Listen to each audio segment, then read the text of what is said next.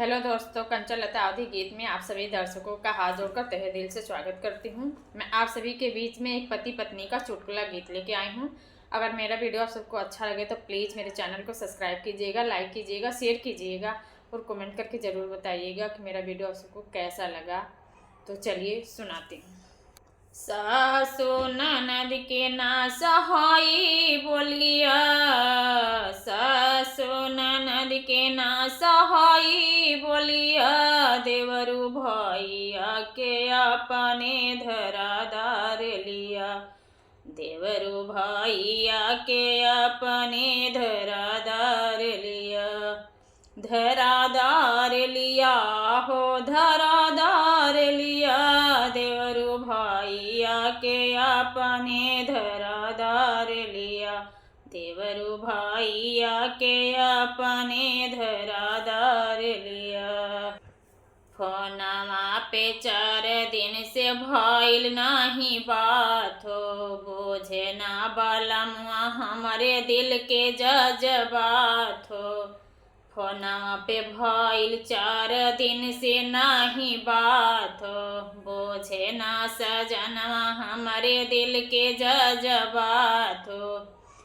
अपने त घूमत बाट बक्सर बलिया, देवरु भैया के अपने धरादार लिया, देवरु भैया के अपने धरादार लिया।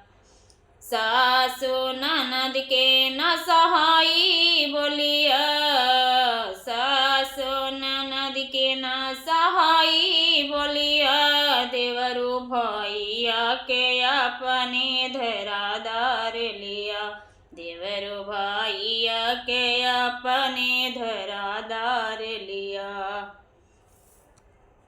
मिल जइहे सैया देवरु टिकट कटाए दिहा, मिल जइहे सैया देवरु टिकट कटा दिहा, भैया से अपने सारी बातिया बताए दिहा, मिल जइहे सैया देवरु टिकट कटाए दिहा, भैया के बतिया सारी उनके बताए दिहा।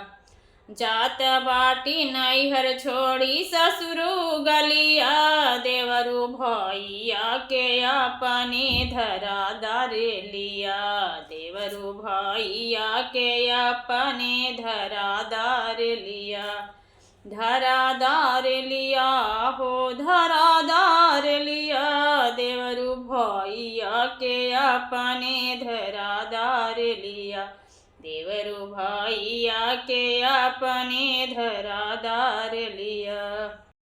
अहे जब घर सजना तब नहीं आई, वहीं जब घर सजना तब नहीं आई, सगरी जिंदगी हम नैहर में बिताई, सगरी जिंदगी हम नैहर में बिताई, लइके तू अइहा फिर दोबारा डलिया, देवरु भैया के अपने धरादार लिया, देवरु भैया के अपने धरादार लिया, धरादार लिया हो धरादार लिया, देवरु भैया के अपने धरादार लिया, देवरु भैया के अपने धरादार लिया।